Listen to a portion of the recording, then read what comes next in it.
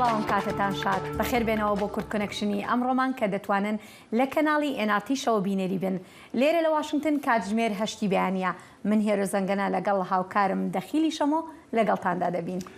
سڵاوین گەرم di bernameya îroda berdewamiya xwepîşandanan li nav û li dervey Îranê li dijî rejima Komariya Îslamî û herwesa serokê Emerîkî gefa cizayên pêtir li ser rayadarên Îranê dide. Rêberiya Serok Biden dîsan sozên alîkariya wan herêman dide ketine ber baw barovên çend rojên borî. گرژی و ئاڵۆزیە سیاسەکانی عێراقیش یەکێکە لە بابەتەکانی تری بەرنامەکەمان.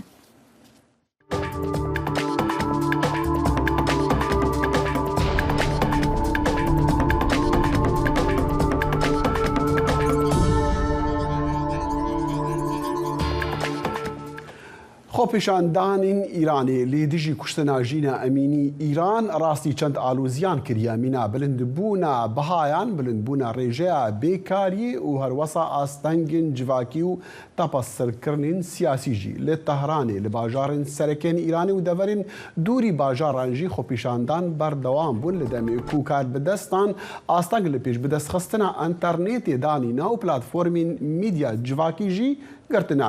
Digel destpêkirina sala xwendinê xwendikarên zankoyan li seranserî welatî digehne hev û vîdyoyên ku li ser mîdya civakî tên hevparkirin nîşan didin ku ew dirûjman li dijî hikûmetê bilind dikin û bikarînana hêzê û zorê li dijî xwepîşanderan şermezar dikin.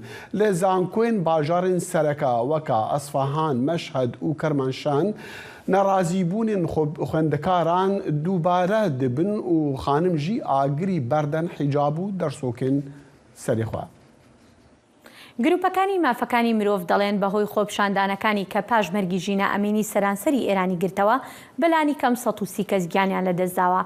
ئەمەش لە کاتێکدایە کە بەدەستهێنانی زانیاریەکان لەناو ئێرانەوە زۆر زەحمەتە بەهۆی نەبوونی ئەنتەرنێت و بڵۆککردنی تۆڕە پەیوەندیەکانی وەکو وەتساپ و ئینستاگرام و ئەوانی تر. ڕێکخراوی لێخۆشبوونی جیهانی بنکە لە بەریتانیا پشتڕاستی کردەوە مەرگی 53 کەسی پشتڕاست کردوتەوە و ئاژانسی فارسی نیمچەفەرمی ئێرانیش ژمارەی کوژراوەکانی بە نزیکەی 60 کەس ڕاگەیاند. تەلەڤیزیۆنی دەوڵەتی دەڵێت بەرپرسی پۆلیسی دژە ئاژاوە لە مەریوان ڕۆژی یەکشەمە بەهۆی برینەکانی گیانی لەدەستداوە پاش ئەوەی بە وتەی خۆیان لە ئاژاوەکاندا تەقەی لێکراوە. ئەمەش 12هەمین کەسە کە ڕابگەێنرێت لە ناو هێزە ئاسایشەکاندا کوژرابێت لەو کاتەوەی خۆپیشاندانەکان لە 16 مانگینەوە دەستیان پێکردووە. ڕێکخراوی مافەکانی مرۆڤی ئێران لە زاری سەرچاوە خۆجێیەکانەوە دەڵێت لە پێکدادانی ڕۆژی هەینی پارێزگای سیستان و بەلوچستانی سەر سنووری ئەفغانستان و پاکستاندا بەلایەنی کەم 41 کەس کوژراون. گروپی مافخوازان ڕایگەیاندووە ئەو ناڕەزایەتیانە بەهۆی ئەو تۆمەتانەوە سەری هەڵداوە کە بەرپرسێکی پۆلیسی ناوچەکە دەستدرێژی سێکسی کردوتە سەر کچێکی گەنجی کەمینە سونە بەلوچەکان. تارانیش دەڵێت 5 ئەندامی سوپای پاسداران لە نائارامیەکانی ڕۆژی هەینی زاهیداندا کوژراون. پشتی 2 هەفتین بێدەنگی دوشەمبێ ڕێبەری ئۆلیە ئیرانی ئایەتۆڵا عەلی خامنئی بەرسەڤا مەزنترین نەڕازیبوونین سەرانسەری ئیرانێدا خامنئی خۆپیشاندان شەرمەزار کردن و ئەو وەکا خراپکاری بنافکردن و ئەمریکا و ئیسرائیل جی بە پیلانکردنا وانە خەتەبارکردن. ڕێبەری ئۆلیە ئیرانێ گوت ئەو غەمگین بوو بمرنا مەحسایان ژینە ئەمینی دەگرتیگەهەکە پۆلیسین ئەخلاقین ئیرانێدا لێوی بتوندی نەڕازیبوونین پشتی مرناوێ شەرمەزار کردن و گوت ئەو پیلانەکە بیانیە ji بۆ تێکدانا ئەولەهیە ئیرانێ. خامنئی گوت خۆپیشاندانن و خۆپیشاندان پۆلیسان دکن ئارمانج و دیسان و ئەو مزگەفتان دشەوتینن وی ئەو شەرمەزار کرد و گوتجی و ئەو کارێ خۆپیشاندانان بسۆتنا حیجابین خانمان شەرمەزاریە. ئەڤە ناتۆلەیە ئەڤە ژی پیلانەکە بیانیە لە گۆر گوتنا خامنئی و یەکەم تیبینیاوی بوو پشتی دەرکەتناوان خۆپیشاندانان. ڕۆژی دووشەمە وتەبێژی کۆشکی سپی کارین جێن پێر ڕایگەیاند کۆشکی سپی سەرکۆنەی سەرکوتکردنی خۆپیشاندانە ئاشتیەکانی ئێران دەکات لەلایەن هێزەکانی ئاسایشی ئەو وڵاتەوە. جێن پێر بە ڕۆژنامەنووسانی وت ئێمە نیگەرانین سەبارەت بە هەوڵەکانی دەستگیرکردنی بە کۆمەڵ و توندیتیژی دژی خۆپیشاندانە ئاشتیانەکەی خوێندکارانی زانکۆ لەلایەن کاربەدەستانی ئاسایشەوە. وتەبێژەکەی کۆشکی سپی وتی خوێندکارانی زانکۆ لە ئێران مافی خۆیانە تووڕەن لە مەرگی ئەمینی و سەرکوتکاریەکان لەو جۆرە ڕەفتارانن کە گەنجانی ئێران ناچار دەکەن وڵاتەکە جێبهێڵن و هەوڵی دۆزینەوەی شکۆ و دەرفەت بدەن لە شوێنێکی دیکە. جێن پێر هیچ ئاماژەیەکی نەدا لەسەر ئەوەی ئایا سەرکوتکاریەکانی ئێران دژی خۆپیشاندەران کاریگەری لەسەر هەوڵەکان دەبێت بۆ دووبارە زیندووکردنەوەی ڕێککەوتنە ناوکیەکەی ساڵی 2015 یان نا. سەرۆکی ئەمریکی جۆ بایدن گوت vê heftiyê Amerîka dê cizayên pêtir li ser wan tawanbaran deyne ku zor û tundiyê li dijî xwepîşanderên aştiyane li Îranê bikardînin. Serok Biden got jî em dê berdewam piştevaniyê li mafên Îraniyan ji bo nerazîbûnên aştiyane bikin. Wî got jî Amerîka piştgiriyê dide jinên Îranê û tevaya welatiyên wê jî ku wek hevî yê dixwazin یان جی کو خەباتێ dikin ji bo wek heviyê ku mafekî cîhanî ye. Serok Biden got ew xemgîn e li hember raportên tepeserkirina xwepîşandanên aştiyaneyên xwendkaran û jinan ku daxwaza mafên wek heviyê û kerameta mirovan dikin. Amerîka alîkariyê digehîne alîkariya gihandina internetê û platformên mîdya civakî ji Îraniyan ra بەردەست دکا و حکومەتی ئەو داخستنە. ئێران ئەمریکا بە دووڕوویی لەسەر مافەکانی مرۆڤ تۆمەتبار دەکات پاش ئەوەی سەرۆک جۆ بایدن گوتی سزای دیکە دەسەپێنێت بەسەر ئەو بەرپرسانەی ئێراندا کە بەرپرسن لە توندوتیژەکان دژی خۆپیشاندانەکانی کە بەهۆی ناڕەزایەتیەکان لە مەرگی ژینە ئەمینی هاتوونەتە ئاراوە. لەو کاتەوەی ئەو کچە کوردە تەمەن 22 ساڵانە پاش دەستگیرکردنی لەلایەن گەشتی ئیرشادەوە گیانی لەدەستداوە شەپۆلێکی خۆپیشاندان سەرانسەری ئێرانی هەژاندووە. توندوتیژەکانی شەقام بوونەتە هۆی کوژرانی دەیان کەس کە زۆربەیان خۆپیشاندەرن بەڵام بەپێی تەلەڤیزیۆنی دەوڵەتی ئێران ئەندامانی هێزەکانی ئاسایشیش لە نێوکوژراوەکاندان. هاوکات سەدان کەسیش دەستگیر کراون. گوتەبێژی وەزارەتی دەرەوەی ئێران ناسر کەنعانی لە تێبینیەکی ئینستاگرامدا نووسیوێتی باشتر بوو بۆ بەڕێز بایدن هەندێک زیاتر بیر لە تۆماری مافەکانی مرۆڤی وڵاتی خۆی بکاتەوە بەر لەوەی ئاماژە بە مرۆڤایەتی بکات هەرچەندە دووڕوویی ئەو جۆرە بیرکردنەوەی ناوێت. کەنعانی وەڵامی بەیاننامەیەکی دایەوە کە ئێوارەی ڕۆژی دووشەمە کۆشکی سپی بڵاوی کردەوە کە تیایدا بایدن ڕاگەیاندبوو لە کۆتایی ئەم هەفتەیەدا سزای زیاتری دیاری نەکراو بەسەر ئێراندا دەسەپێنێت. لە ئەمەش جگە لە سزاکانی کە بەهۆی چالاکیە ناوکیەکانی بەسەریدا سەپێنراوە. بایدن گوتی ئەمریکا پشتیوانی لە ژنانی ئێران و هەموو هاوڵاتیانی ئێران دەکات کە بە ئازایەتیان بوون بە هاندەری جیهان. ڤیدیۆین خۆپێشاندان و نەڕازیبوونان لە چەند باژارên ناف ئیرانê gihana Kurd Connection û em ê niha wana bi wera hevpar bikin.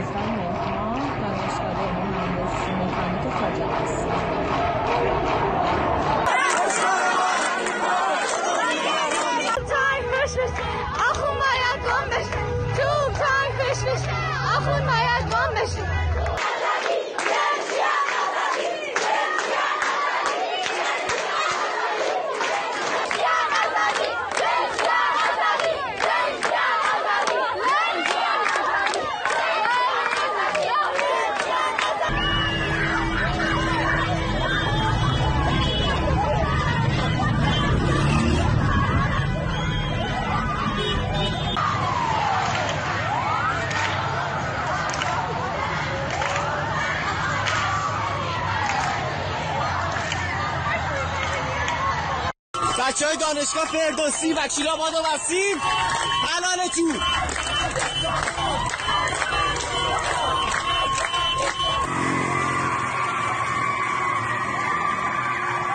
اینجا صفحه 12 مهر 1400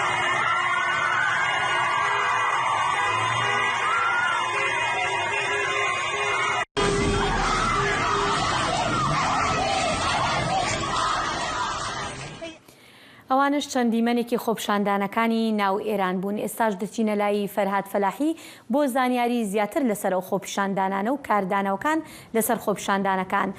فەرهادەم کاتت باش، زانیاری نوێ چی هەیە لە ناو ئێرانەوە؟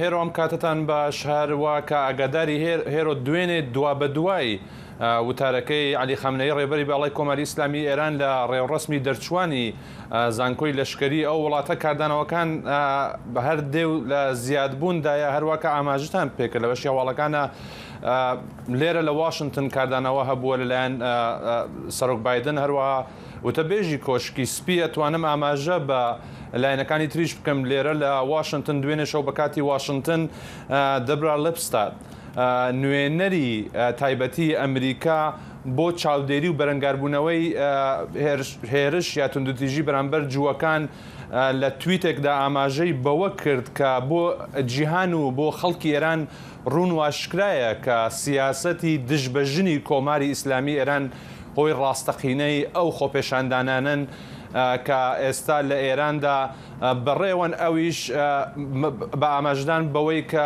دوێنێ ڕێبەری باڵای کۆماری ئیسلامی ئێران علی خەمنەی ئاماژەی بەوە کرد بوو کە ئەمە ئەم خۆپێشاندانانە پیلان و پیلانگێڕی ئەمریکا و ئیسرائیلن لەو وڵاتەدا لەلایەکی تریشەوە. برد شەرمەن ئەندامی پارتی دموکرات لە ئەنجمەنی نوێنەرانی ئەمریکا هەردوێنێ شەو لە تویتێکدا ئاماژەی بەوە کرد وێڕای سەرکۆنەکردنی و ئیدانەکردنی قسەکانی ڕێبەری باڵای کۆماری ئیسلامی ئێران ئاماژەی بەوە کرد کە ئایەتوڵڵا خامنەیی بە هەڵە و هەوڵیدا ئەمریکا و ئیسرائیل تۆمەتبار بکات لەمەڕ ئەو خۆپێشاندانانەی کە ئێستا لە ئێران و لە سەرانسەری جیهان بەڕێوەن.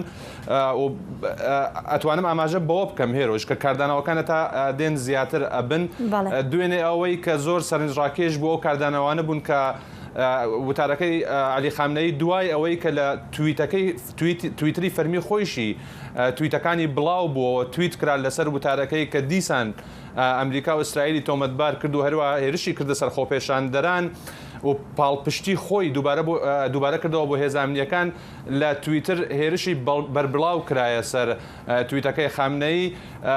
بەشێک لەو تویتانە ئاماژەیان بەوە ئاکرد کە لەکوێ ئەو ئینترنتە بەکار ئەهێنیت کە ئێستا خەڵک لە ناوخۆی ئێرانەوە دەستیان بە ئینترنت ڕناگا و ئینترنتیان بۆ سنووردارە کردەوە وەکو گاڵتەیەک بۆ ئەوەی کە ئەو ڕێگە نادا خەڵکەکەی دەستیان بە ئینترنت ڕابگات، بەڵام خۆی لە ڕێگەی ئەو تویترەی کە لە ئێران فیلترە تویت بۆ جیهانیان بڵاوەکاتەوە. هەروە ئەتوانم ئاماژە بەوە بکەم لە دوای ئەوەی کە وتارەکەی پێشکەش کرد علی خامنەی دروشمەکان لە ئێران گۆڕان، دروشمەکان ڕاستە و ڕاست ئاراستەی خۆی کرانەوە دیسانەوە و ئاماژیان بەوە کرد کە دوژمن لە دەرەوە نییە لە کاتێکا دوژمنی ئێمە لە نێو ئێرانە مەبەستیان ڕاستەوخۆ ڕێبەری باڵای کۆماری ئیسلامی ئێران علی خامنەی بوو. هێرۆ ئەوەی کە زۆر سەرنجڕاکێش بووە و لە دوێنێ و لە پێرەوە دەستی پێکردووە لە تۆڕە کۆمەڵایەتیەکانە دەنگدانەوەی زۆری هەبووە بەشداربوونی خوێندکارانی ئامادەیەکانە لە ئێران لە خۆپێشاندانەکانە بە تایبەتی کچەکان کە سەرپۆشەکانیان لا ئەدەن و دروشم ئەڵێنەوە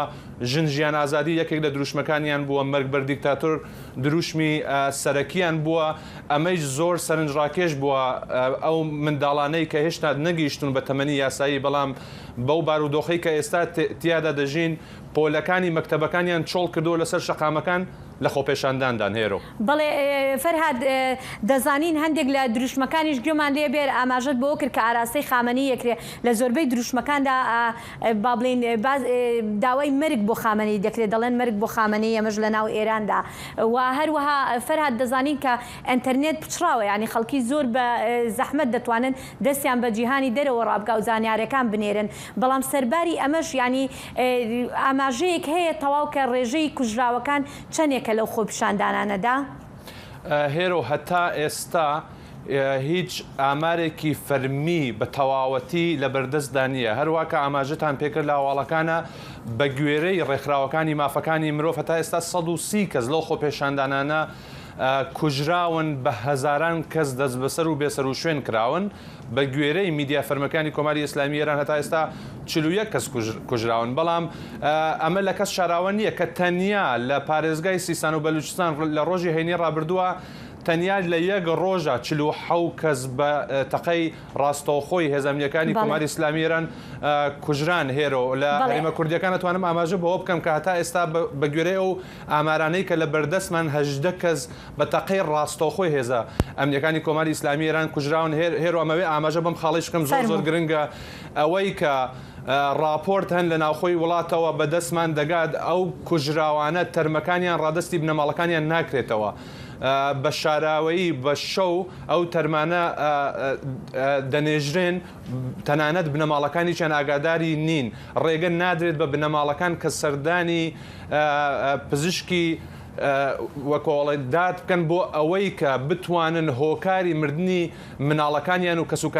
کەسوکارەکانیان بزانن کە بۆ چەند ڕۆژ بێسەر و شوێن کران و دوای ئەوە لە ناکاو تەلەفۆنێک یا هەواڵێکیان بۆ دێت کە مناڵەکەتان تەرمەکەی لە فلانە شوێن نێژراوە هێرۆ ئەمانە بە داکیومنت کراون و ڕۆژانە راپۆرت هەیە لە سەرم بابەتانە هێرۆ. سپاس فەرهاد. سپاس بۆ ئێوەش. تێبینیان ڕێبەرێ ئۆلیە ئیرانی ئاتۆڵە عەلی خامنئی لەسەر خۆپیشاندانان دەماگوتی و ئەو خراپکارینە ئەوی ئیسرائیل و ئەمریکا خەتابارکردن و پیلاندانانە وان خۆپیشاندانان بەردەوام دەبات هەلبەت دگەل هەفدەمی بەردەوامیە وانە دووکەونەت هەفتیا سێمدا تەڤیک و هەوڵین حکوومەتیژی بۆ ڕاوەستاندنە وان خۆپیشاندانان لێ پرسیار ئەوە ئایا بەرسەڤ هێزین ئەو لە کاریە ئیرانیش بۆ ڕاوەستاندنە نەڕازیبوونان دێتونتر بە پشتی وانتی بینین ڕێبەری ئۆری ئیرانی ئاتۆڵە عەلی خامنئی بۆ بەرسەڤ چەند پرسیاران کۆت کۆنەکشن میوانداریە دکتۆر سیڤان سعید پرۆفسۆری ئالیکار لە زانکۆیا شانشی لێ چینێ دەکات دکتۆر سیڤان تایبەتمەندێ پرسێن ڕۆژهەڵاتە ناوینە نەها ئەو لە باژارە ئەگزترایە بریتانیا بەمەڕەیە دکتۆر سیڤان گەلک سوپاس بۆ بەشداریاتە پشتی دەمەک درێژ کورد کۆنەکشندا پرسیارایەکی ئەوە گەلۆ چتی چاوەڕێکردن و بەرسەڤ هێزین ئەو لە کاریە لە دژی خۆپیشاندانان لە ئیرانێ تونتر لێ وەرە پشتی تێبینیان خامنئی؟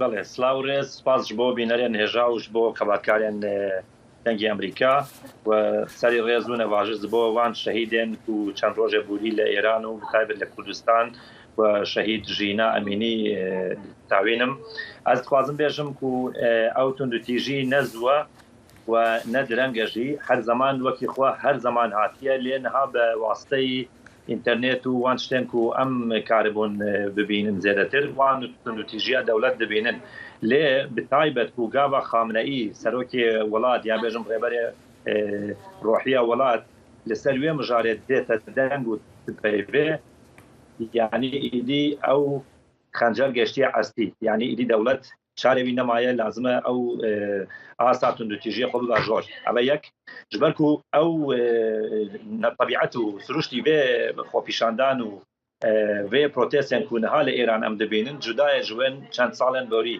ئەمە نەهانە یەکەم جارە لێوێ جارێ ئەو سنوورێن ناوچە و عێرق و ئەتنیک و وانشتا هەموو پێپەڕاندیە نەها ئەمێ دکارن ببینن کە سەراسەری ئێران و هەموو چینێن جودا جودایە نەتەنێ خۆندەکار نەتەنێ ژن نەتەنێ خەڵکێن میدڵ کلاس هەموو خەڵک تێکەڵ بووە دەوڵەتە ئیسلامی نکارێ کۆنسنتریت فۆکسێ خۆ بخاسەر جەیەکی و لەوەر ئەو خۆپیشاندان و شۆڕژ ئەسکارم بێژم بخافینێ ئەوە تشتێکی پڕ گرنگ و جودایە کە ئەم نها دەبینن ژبەر وەیەکێ خامنەئی ئیدی چارەوی نەما دەستێوی نەما دۆ گاواک و ڕومەر هەبوو کە ئەو مربێژی کە ئەو نەخۆش بێژی نزانم چی لێ هات سەر ئەکران و بخوا گۆک و ئەوە دەستی ئیسرائیل و ئەمریکایە و لازمە بێ قوتکردن ڕاستی ئەوە یعنی ئیدی ئەوە داویە قەوەتا کۆماری ئیسلامیە و دکتۆر سیڤان ببرە دیارە دەنگیم ناگاتە تا سیڤدان دەنگیم گاتە تا یعنی نەبتنیت مەژتە بیستە ئیرۆک و جوداهەیە وان خۆپیشاندنان دەگەل لێنبەری نها هەیە لێ هیڤیا گوهارتنی هەیە ژڤانە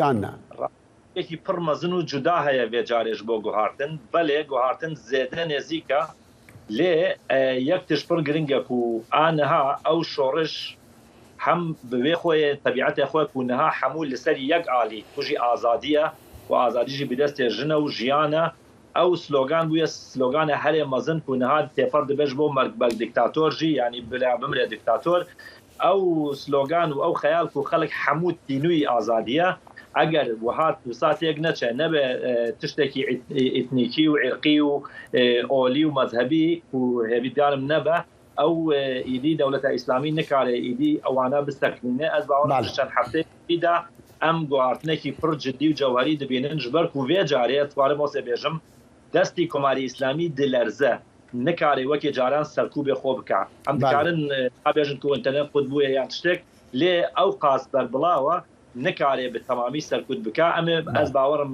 dêdî ku gorankariyê ciddî û cewherî çê dibe helbet min mejgeleka bîstiya ku vê carê cudaya ji ber ku desaladdan rayedarên Îranê ترسن ji xelkê li şûna ku berê xelek ji wana ditirsiyan. Dr. Sîvan min dixwast ez behsê Amerîka û alîkariyên Amerîka bikim ji bo Îran em dizanin ew internetê berdest dike û Biden jî soz dane ku ew li heftiya bê wê cizayên pêtir li ser rayedarên çendsaziyên Îranê deyne bi taybet jî polîsên exlaqî. Yani Amerîka pitir dikare çi bike? Rastî ne tenê Amerîka belku hemû hêzên gel jî ne tenê dewlet niha li piştî vê şorşêne. Niha tu dibînî tweetî Mehsa Emînî ya Jîna Emînî çûye 200 milyon hashtag mesela tweet û Facebook û yanî ewe vê carê cudaya Amerîka jî naçar dibe. Dewletê Amerîka jî naçar dibe ku destê xwe bide ew revolution.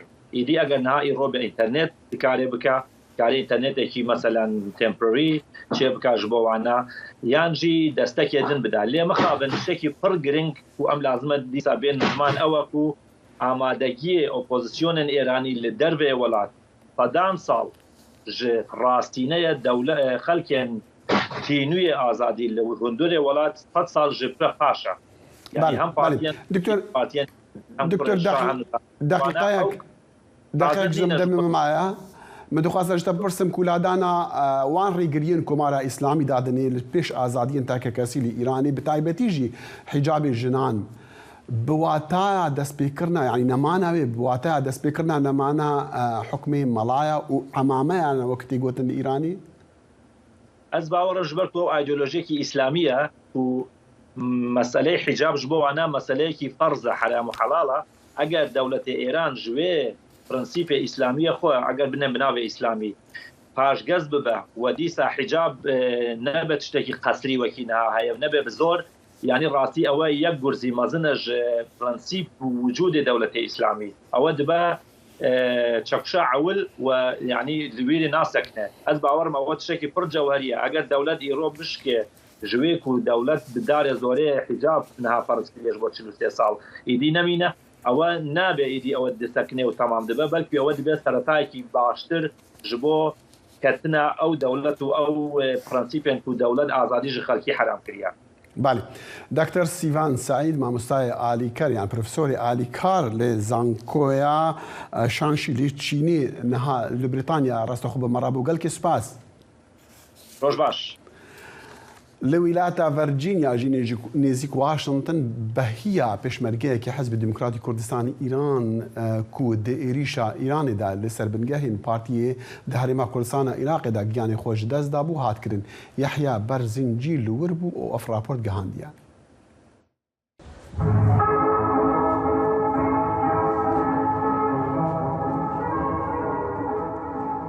وێنەی ئەو کوژراوانەی حزبە کوردیەکان کە بەهۆی بردومانی ئێرانەوە بوونە قوربانی لە هەموو جێیەکن.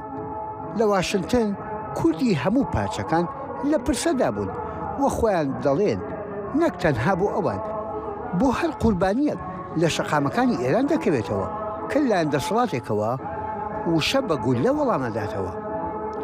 وێڕای ئەوەش هێشتا ناڕزایەتەکانی گەلانی ئێران بەردەوامە.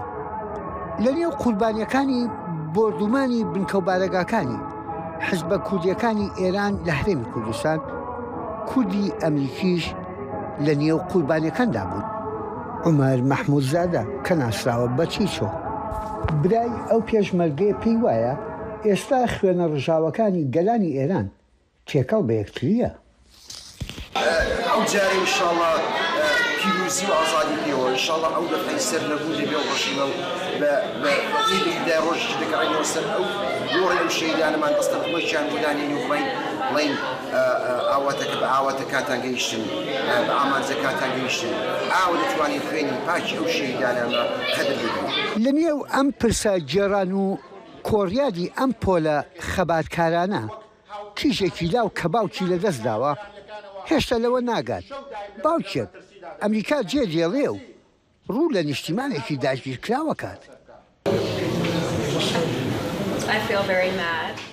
هەست بە ناخۆشیەکی زۆر دەکەم، زۆریش خەمبارم. هەستی جۆرا و جۆرم هەبوو کە بیستم باوکم چی بەسەر هاتووە. بەهۆی ڕژیمی ئێرانەوە کوژراوە. بەو هیوایم کە دەرەنجامێکی باشی هەبێ. ئەزانم باوکم لە پێناو ئەوەدا گیانی بەخت کردووە. لەم پرسەیەدا هەر کورد بەشدار نین و ماتەمژێر نین. وەک خۆپیشاندانەکان لێرەش کۆسپ و ماتەمینیەکان هی هەمووانە. گرنگی خۆپەشاندانەکانی ئەو کەڕەتی دەوەیدایە کە لە یەک منتەقەیانەیەک ناوچە قەتیز نەمایەوە.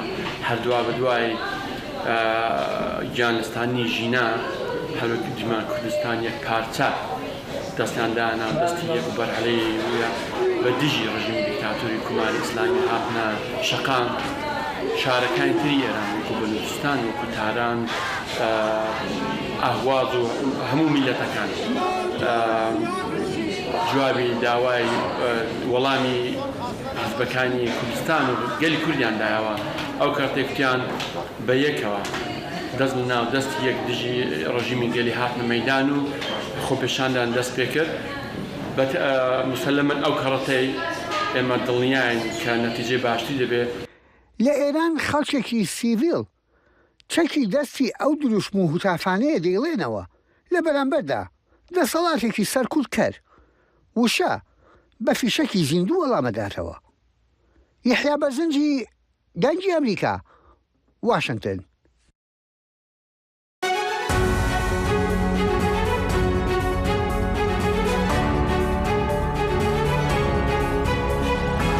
چاوی واشنگتن بەرنامەیەکی هەفتانەیە لە بەشی کوردی دەنگی ئەمریکاوە ئامادە و پێشکەش دەکرێت. من بەڵێن ساڵح هەموو ڕۆژانێکی هەینی لەگەڵ پسپۆراندا تاوتوێی گەرموگورترین بابەتی ڕۆژ دەکەین لە پەیوەندی بە سیاسەتی دەرەوەی ئەمریکاوە.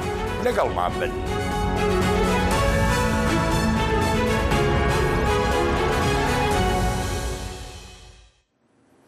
مستەفا کازمی سەرۆگۆزیرانی عێراق و مەسعود بارزانی سەرۆکی پارتی دیموکراتی کوردستان لە شاری هەولێر کۆبوونەوە و داوای گفتوگۆیەکی نیشتیمانیان کرد بۆ چارەسەرکردنی بنبەستی سیاسی ئێستای وڵاتە. بەپێی هەوڵەکان کازمی و بارزانی تاوتوێی بارودۆخی سیاسیان بە گشتی لە وڵاتەکەدا کردووە و تیشکیان خستۆتە سەر گرنگی دیالۆگێکی نیشتیمانی نێوان هێزە سیاسیەکاندا. هەردوو سەرکردە باسییان لە هەماهەنگەکانی نێوان حکوومەتی ناوەندی بەغدا و حکوومەتی هەرێمی کوردستان کردووە بە تایبەتی لە هەوڵەکانیان بۆ بەرەنگاربوونەوەی تیرۆریزم. کۆبوونەوەکەی کازمی و بارزانی لە کاتێکدایە کە لە چەند ساڵی ڕابردوودا کۆماری ئیسلامی ئێران و کۆماری تورکیا بە بەردەوامی بە بیان و هێرشکردنە سەر بنکەی لایەنە نێارەکانیان سنووری ئاسمانی و زەمینی هەرێمی کوردستانی عێراقیان پێشێل کردووە. لە نوێترین ڕووداویشدا کۆماری ئیسلامی ئێران بنکە و بارەگاکانی لایەنە سیاسی کوردەکانی ئێرانی لە هەرێمی کوردستان بردومان کرد کە دەیان کەسیشی تیادا کوژران.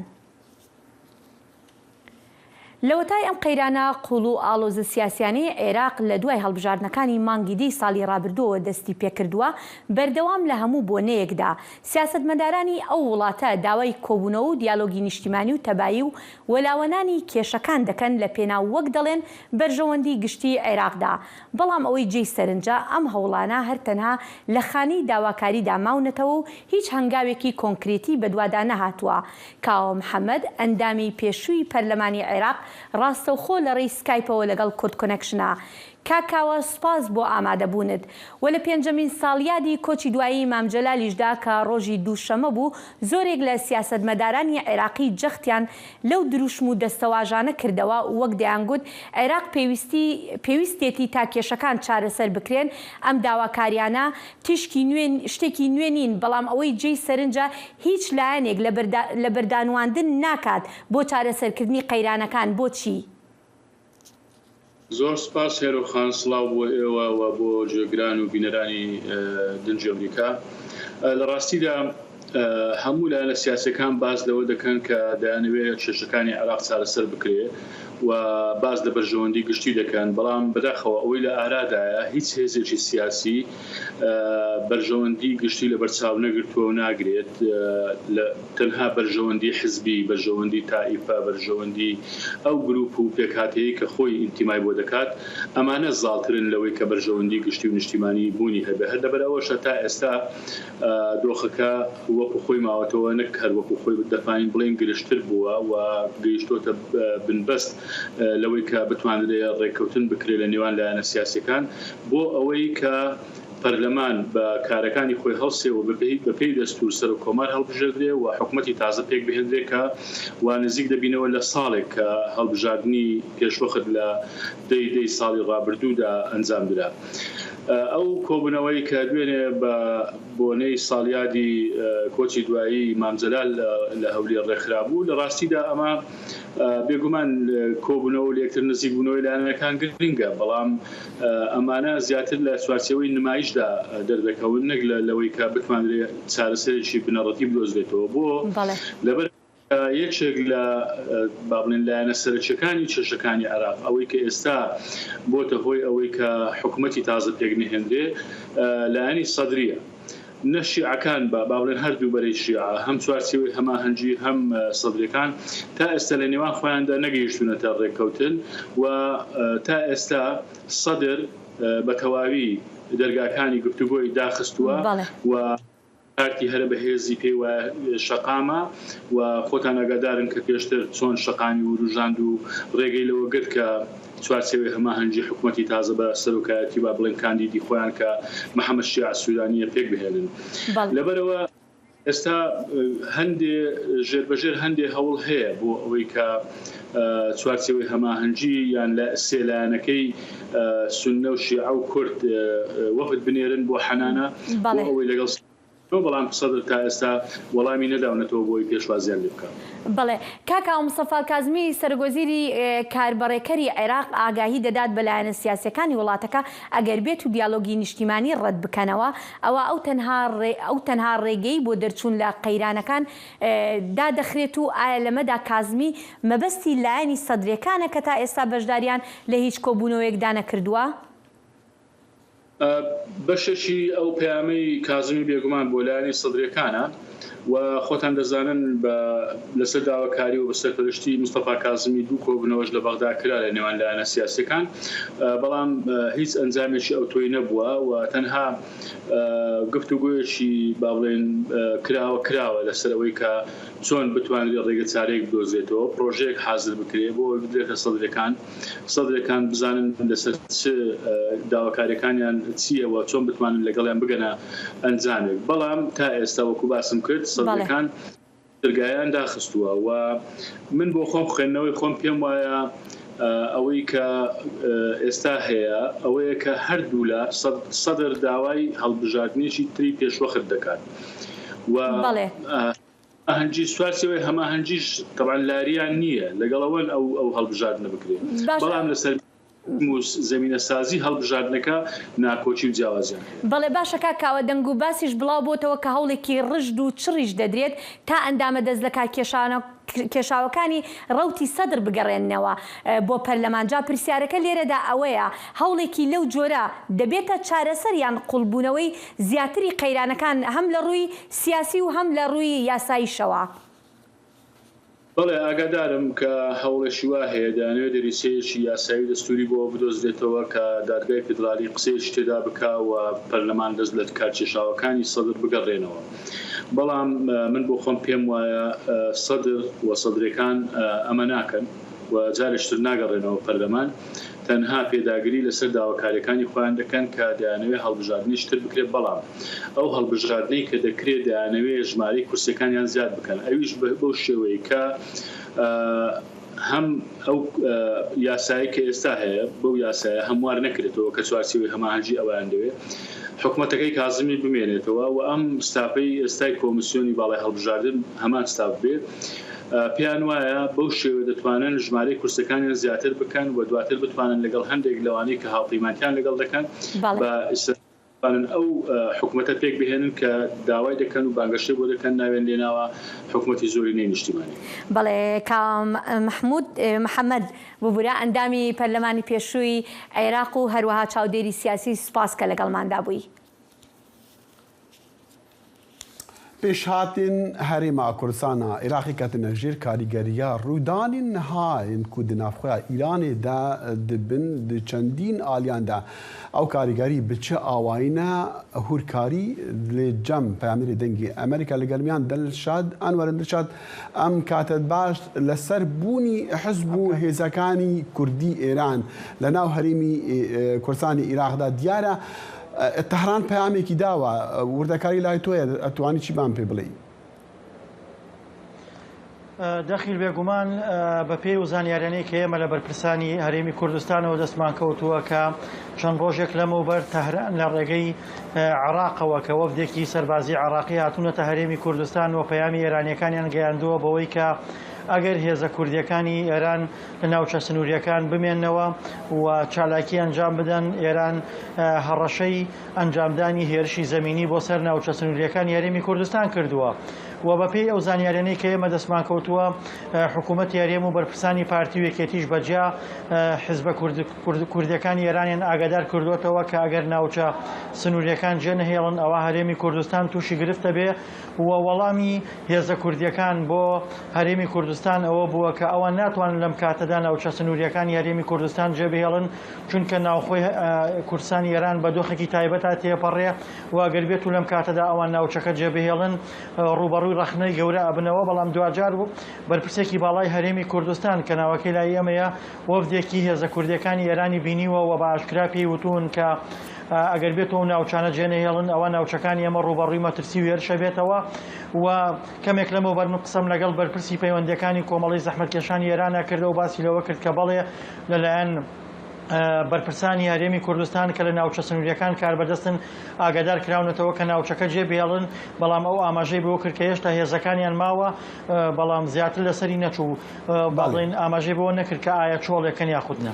باشە دشت ئەو هوشداریە جیاوازی دەکرێت لە نێوان لە هوشداریدا لە نێوان لایەنە سیاسیەکان یان مەدەنیەکانی ئەوانە کە لە هەرێمن و هێزی چەکدار یان شار هەمویان وەکو یەک حساب دەکرێن. دەخیل ئەمڕۆ بێگومان لە هەرێمی کوردستانە ئاگدارن کە چالاکوانێکی ژنی نزیک لە پەکەکە لە سلێمانی کرایە ئامانجوە کەمێک لەمەوبەر لە ناوچەی شارباژێڕی نزیک سلێمانی ئۆتۆمبیلێکیش لە ڕێگەی درۆنەوە کراوە ئامانج کە دەوترێت سەر بەگەیلاکانی پەکەکەن.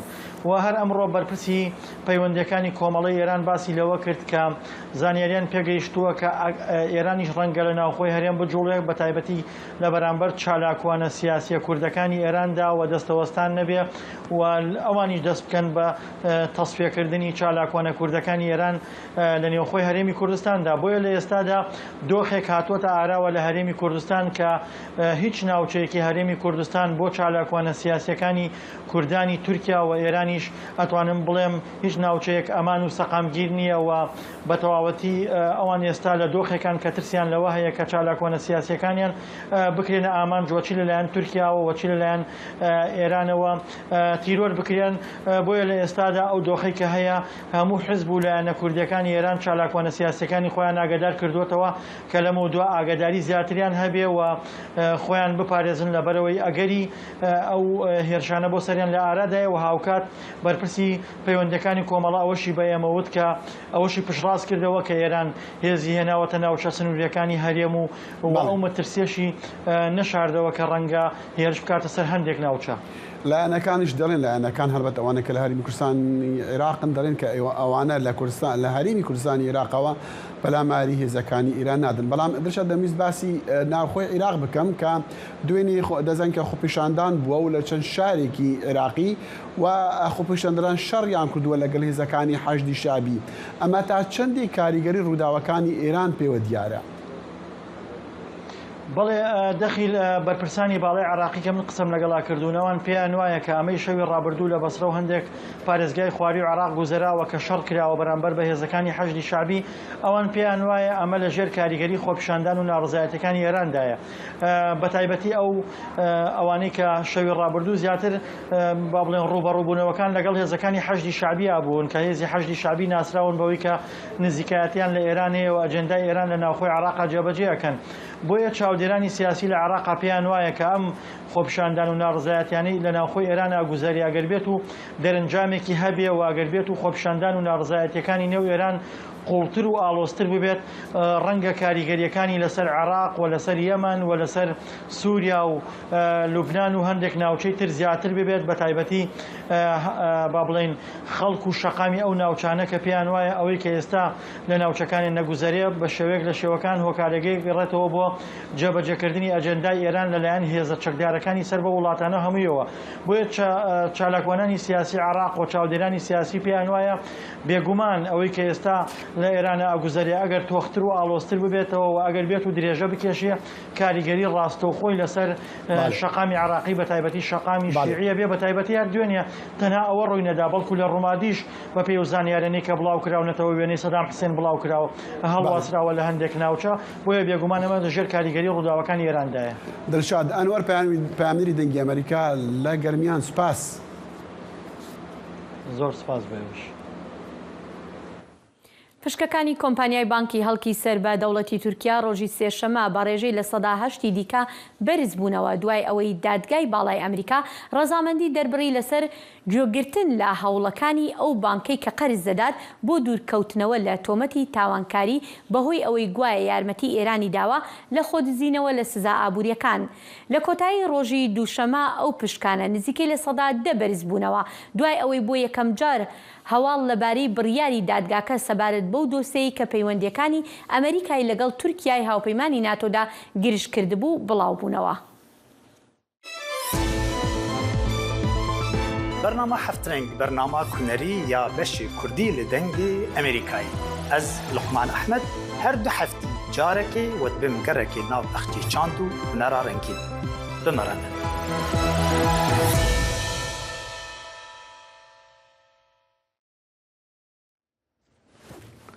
دوشەمە سەرۆکی ئەمریکی جۆ بایدن سەردانە پۆرتۆریکۆ کرد ji بۆ کوژنی زیک زیانە باڕۆڤ فایۆنا ببینە وی سۆزدان کو حکومەتاوی وانا ji bîr nake di hewlin nû avedankirinê de 5 salan piştî bihêztirîn barova Mariya li gir avê dayî.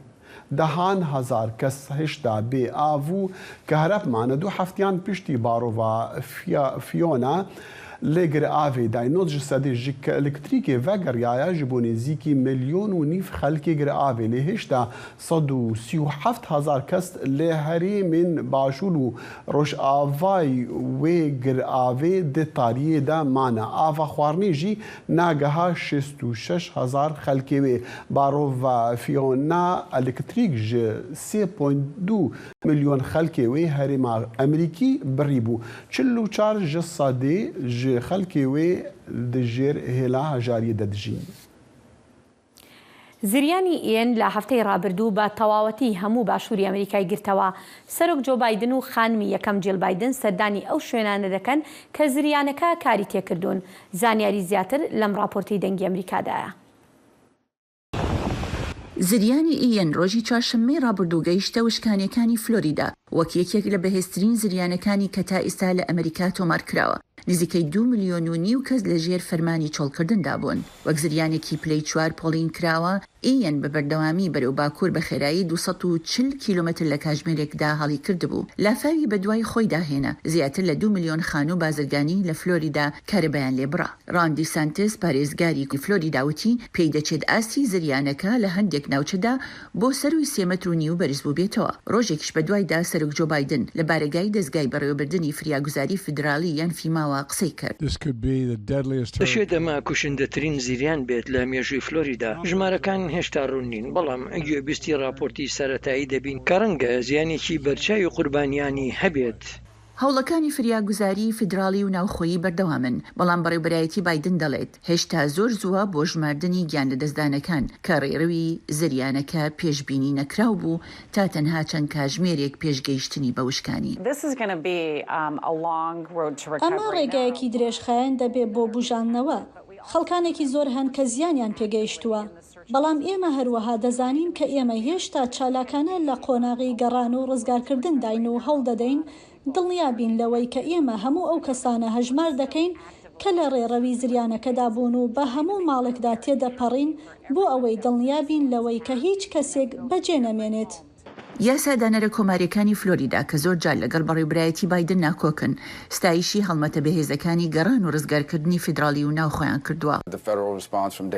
وەڵامی فیدرالی لە ڕۆژی یەکەمەوە زۆر ئەرێنی بووە وەکەوەی هەمیشە لە ڕابردوودا بووە. ئێمە سپاسگوزارین بۆ ئەوە فیما بە هەناچووی سەرەکی لە ویلایەتەکاندایە. لە ڕێخستنی ویلایەتەکان و پاشان ویلایەتەکان بە فیما دەڵێن ئێمە پێویستمان بەم شتەیە و بەو شتە هەیە. ئەوە ئەو پرۆسەیە کە ئێمە لە ئێستادا کاری لەسەرەکەین، بەڵام ئەوە کۆکردنەوەیەکی نەئاساییە لە یەکەکانی سوپا پاسەوانی کەناراوەکان. مەبەستم ئەوەیە بەکارهێنانی هەموو سەرچاوێکی فیدراڵی کە بەردەستە، نەک تەنها لە ڕێگەی فیما بەڵکو لە ڕێگەی دەستگاکانی تریشەوە. یاسادانەران زۆرێک لەو ناوچانەی کە زۆرترین زیانی زریانی ئیەنیان بەرکەوتووە بە کۆی گشتی زیانێکی بەدەر لە ڕزگارکردن ناودێر دەکەن. ئیەن بە دوای زریانی فیۆنادا ڕوویدا کە لەم دوایەدا ناوچەی پۆتۆریکۆی سەر بە ئەمریکای گرتەوە. لەم هەفتەیەدا سەرۆک جۆ بایدن و خانمی یەکەم سەردانی ئەو ناوچانە دەکەن. شایان پاشا بۆ راپۆرتی ئارش عەرەبسەدی دانی ئەمریکا. و ئیرۆ سێشەمەی خانە ژێریە پەرلەمانی رووسی دەنگدا ji بۆ پەسەندکردنا بڕیارە لە کاندنا 4 هەرێمên ئۆکرانی بە ئەردێ رووسی و پشتی 7 مەهên شەڕیک و تێدا هێزین رووسی ئەو هەرێم داگیرکردنا دێ جڤینا ئیرۆدا ئەنجومەنی فیدرالی رووسی بە تێکرایە دەنگدان لە کاندنا هەرێمên دۆنسک، لوهانسک، خێرسۆن و زاپۆریژا یەن ئۆکرانی بە رووسیاوە پەسەند کرد. ئەف دەنگدانژی پشتی دەنگدانە دۆ یا دوو مابوو بە هەمان مەبەستی. و لە گۆڕا لێکۆڵینên ئەسۆشیێتد پرێس و وێنەین سەتەلایتی یەن PBS دیار دەبن ku رووسیا گەنمێ ئۆکرانی ji wan herêmên dagirkirî bi qaçaxî digehîna benderên rojhilata navîn. Raporteka dengê Amerîka. لێکۆلینێکی ئاژانسا ئەسۆشیێتد پرەس و PBS بناوێ فرۆنتلاین ئۆپەراسیۆنێک قاچاقچیاتیە ئالۆسک و ji aliyê Rûsya ve birêve diçit tomar kiriye ku manifestên sexte û fêla deryayî bi kar aniye بۆ dizîna dexlûdanê Ukrayna ku bi kêmî ve bi bihayê 503 milyon dolaran e.